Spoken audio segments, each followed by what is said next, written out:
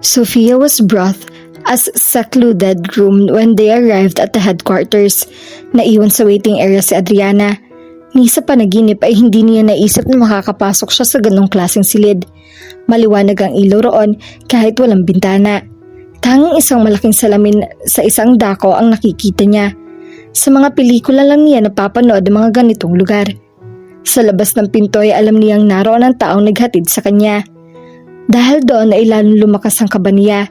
Pakiramdam tuloy niya ay isang pusakal na hindi makapagpapatiwalaan kaya kailangang bantayan dahil laging tatakas. Pakiramdam niya ay may mga matang matatamang nagmamasid sa kanya. Napadako ang tingin niya sa malaking salamin sa dingding. Wala sa loob na tumayo siya at naglakad patungo sa malapad na salamin. She brushed her hands over it lightly. Wala siya makita roon kaya bumalik siya sa upuan.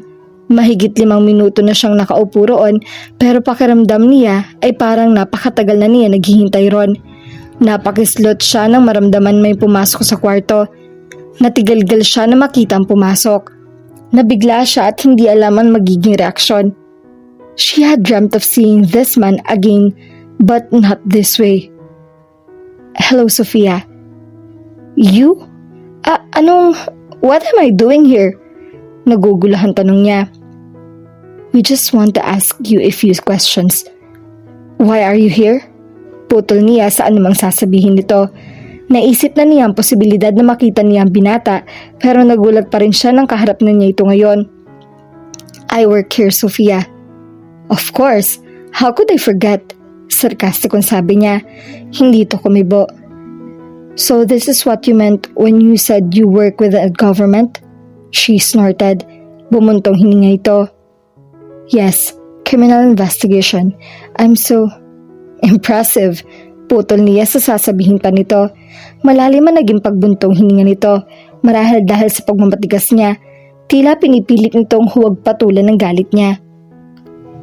Sophia, please, be reasonable. I shouldn't be the one questioning you here dahil mas hawak ng ibang division ang kasong ito, but I don't want to see you in trouble. So please try to cooperate. Gusto nang matunaw ng galit sa puso niya sa pagsisinungaling nito noon sa kanya. Bumuntong hininga siya bago umupo. Before I answer your questions, I have the right to know kung anong kinalaman ko dito. Am I in trouble or something? Do I need to call my lawyer? Tinitigan siya nito ng matagal. Inakala niyang hindi na ito sasagot pa ng mga tanong niya. Not yet, but if you want the presence of a lawyer, nasasayo yun. You're not being arrested or anything, kung yun ang pinag-aalala mo. Hindi mababakasan ng kahit anong emosyon ng mukha nito. He simply looked at her as thought it was their first meeting. Why am I here then? Naguguluhan pa rin tanong niya. Humugot muna ito ng malalim na hininga bago muling nagsalita.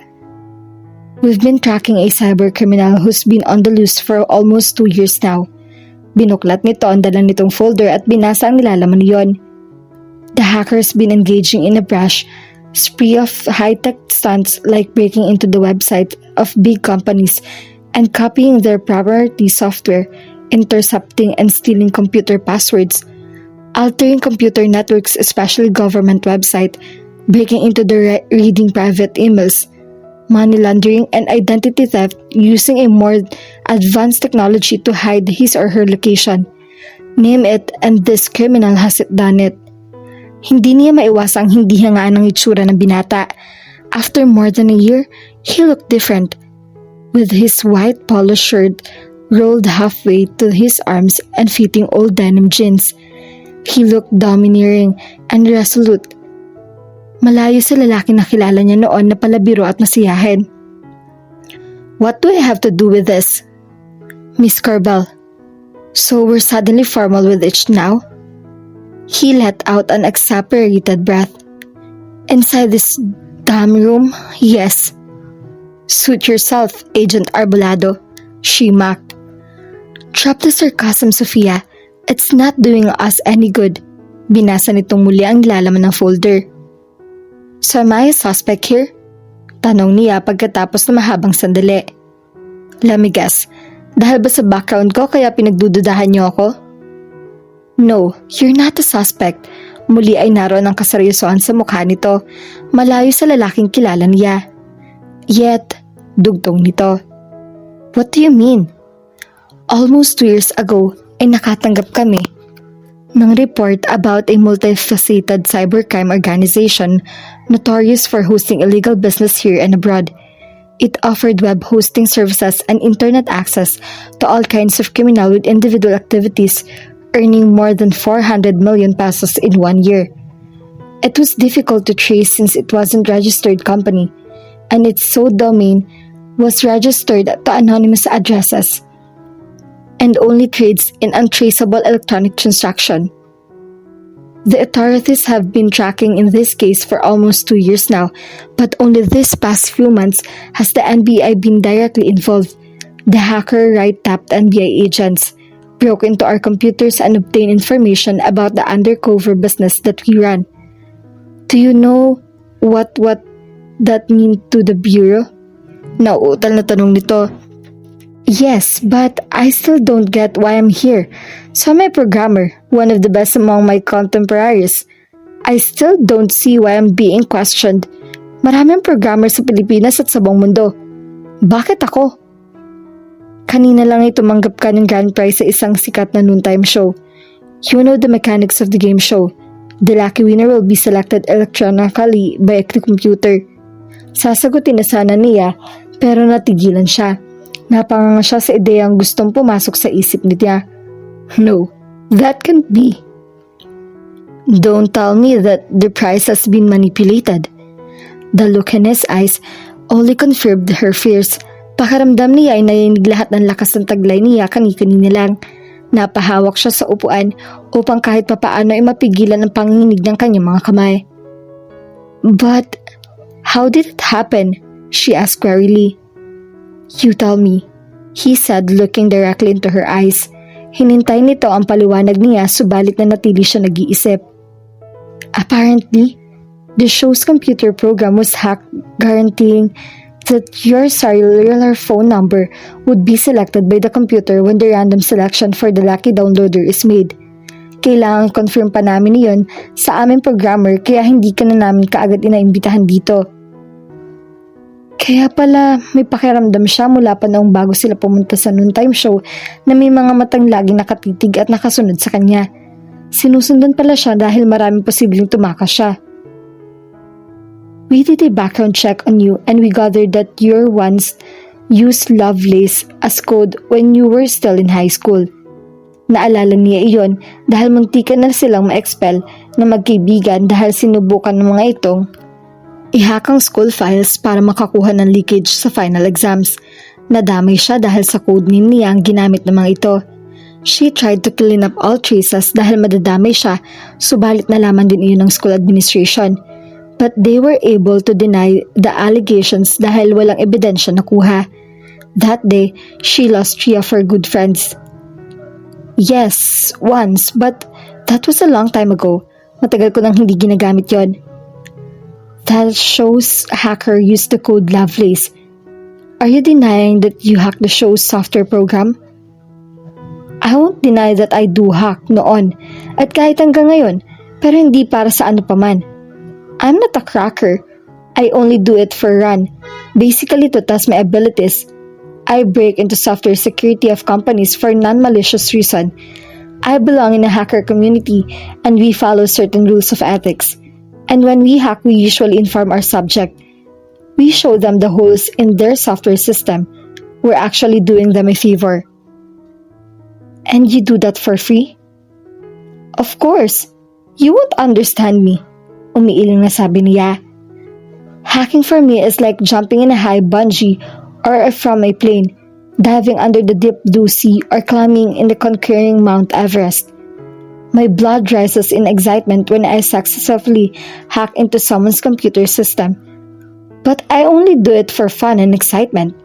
Mataman siyang tinitigan ng lalaki bago ito humawak sa batok. Alam mo ba ang bigat ng kinasuungan mong ito kung sakali, Sofia? Yes. Tears started to form in her eyes. She felt helpless. If I didn't win the prize in a fair game, then why I will return it? I didn't do anything wrong. And I'm not that low. Nagulat siya nang abutin siya nito at ikulong sa mga bisig nito. Mahigpit iyon na tila ba anumang sandali maglalaho siya. Pakiramdam niya ay ligtas siya roon. She enjoyed the warmth of his embrace. Kung sa ibang pagkakataon marahil iyon ay matutuwa siya. Ruel was torn between doing his job and giving Sophia the benefit of the doubt. Isang bahagi ng isip niya ay nagsasabing dapat lang siyang maging patas sa pagpapatupad ng batas. But a part of him screamed that Sophia was innocent and probably a victim, na maaring biktima ito ng kung sino mang gustong takasan ng batas. Habang wala pa silang matibay na ebidensyang hawak, ay mananatiling malaya ang dalaga. Alam niyang hindi nito magagawa ang manloko at manlamang ng kapwa. She had always been sweet and cheerful, laging nakangiti. Kahit napakaseryoso nito minsan, hindi niya maintindihan ang protectiveness na bumangon sa kanyang sarili para dito. Kahit noong una niya itong makilala, ay tila nais niya itong protektahan at ikulong na lang sa kanyang mga bisig. She had been doing a lot of things inside him na ngayon na lang niya naranasan sa buong buhay niya. Damn, he must be crazy or something. Hey, are you okay? Puko ng kaibigan ni Sophia na si Annette. Professor din ito sa computer school kung saan siya nagtuturo. Ito ang una tanging nakapaglagayan niya ng loob kahit na medyo nalalayo ang edad nilang dalawa. Matanda ito ng 5 taon sa kanya. Palakaibigan at masiyahin ito. Hindi naging madali para dito ang buhay dahil lumakli ito mag-isang iginapang ang pag-aaral. 5 magkakapatid ang mga ito subalit iba-iba ang ama. Si Annette ang panganay sa magkakapatid at tanging ang pang-apat at ang bunsong kapatid lang nito ang magkapareho ng ama. Mula na maghiwalay ang ina nito at ang huling kinakasama noong 6 na buwan na pa lamang ang mga bunsong kapatid nito, ay ito na ang tumayong breadwinner sa pamilya. Matalino ito at nagpursige sa buhay. Habang nag-aaral sa pamamagitan ng scholarship, ay naglalabada ito sa ilang kapitbahay ng mga ito noong high school. Nang makatungtong ng college, ay pumasok ito ng part-time job sa isang fast food chain bilang service crew at minsan naman ay kahera upang tustusan ng pag-aaral at makatulong sa pag-aaral ng mga kapatid. Nang makatapos ay kaagad itong pumasok sa trabaho dahil umalis ang ina nito at sumama sa kanyang ibang kasama at iniwan ang mga ito. What? Naku ha, kanina pa ako nagsasalita dito friend. Tapos wala ka man lang na-absorb kahit ni isa? Saan mundo ka na ba nakarating ang layo na ng iniisip mo? Umiiling na tanong nito. Inilapit nito ang swivel chair sa kanyang mesa upang magkarinigan sila ng maayos. Pasensya ka na Annette, may iniisip lang ako. Problem? Can I help? Seryosong tanong nito. Umiling siya. She wasn't ready to tell anyone what she was going through, kahit pa sa kaibigan, marahil dahil hindi niya iyon kasanayan. Are you sure you're okay? Para kasi ang lalim ng iniisip mo mula pa kahapon. Nag-aalala ng tanong nito. Okay lang ako. Thanks sa concern. Medyo stress lang siguro ako sa trabaho. Tumangulang ito pagkatapos siyang tingnan ng mataman. Napatigil sa paglalakad palabas ng campus si Sophia nang makita niya ang lalaking nakasandal sa gilid ng isang itim na kotse nakapark sa gilid ng kalsada. Gusto niyang pagalitan ng sarili sa kabang nararamdaman niya pagkakita kay Ruel. God, she miss him a lot. Kahit ilang araw pa lang ang lumipas mula nang huli niya ito makita. She was already making a fool of herself. Lagi siya nahuhulog sa malalim na pag-iisip. Ginugulo nito ang kanyang sistema gaya nung una silang magkita in a way like no other man has. Napatuwid ito ng tayo nang makita siya. Ngumiti ito. Pakiramdam niya ay parang umaliwalas ang panahon at naging magaan ang kanyang pakiramdam. What are you doing here? He Lord, just the sight of him makes my knees buckle. He looked gorgeous in his white polo shirt, carefully tucked under his ruggedly faded jeans. Does he have an idea how gorgeous he looked like in those terms? I know it's a bit late, but I came here to explain. We didn't get the chance to talk the last time. About what? Alam niya ang naging paghiwalay nila noon ang tinutukoy nito, but she pretended not to understand it. Just stuff.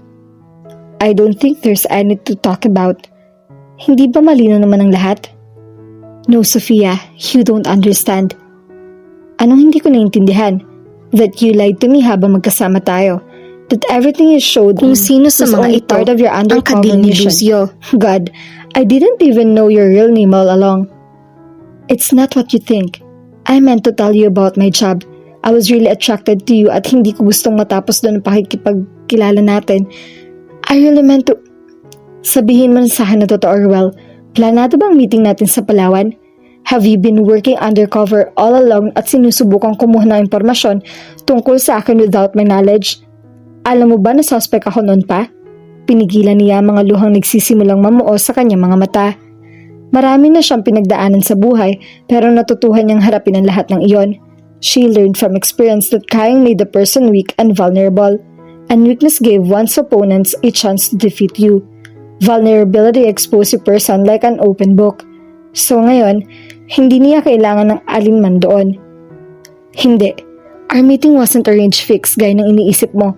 Nagulat din ako nung malaman ko ang pagkasangkot mo sa kaso at ikaw ang tinuturo ng mga ebidensyang nakalap ng mga tauhan ko. Ni wala akong koneksyon sa kaso mo noon. As a matter of fact, ni hindi ka involved sa kaso noon. Tila nahahapong hinagod nito ang batok at mataman siyang tinitigan. I don't know what to believe anymore, Raul. Listen to your heart and tell me kung naniniwala kang kaya kong gawin iyon sa'yo. Inabot siya nito at mahigpit na niyakap.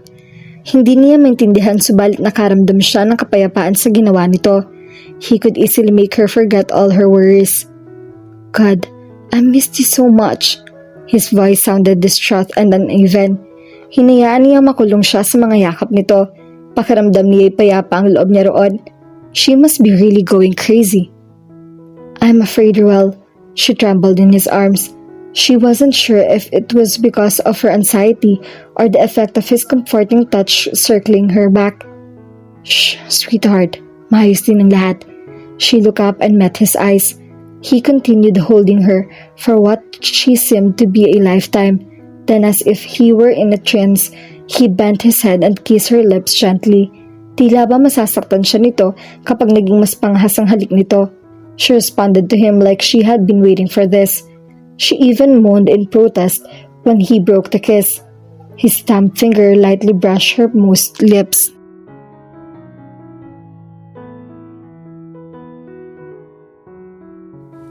At dito na po nagtatapos ang ating kwento. Sabay-sabay po nating abangan ang susunod na kabanata. Maraming salamat po. God bless and stay safe.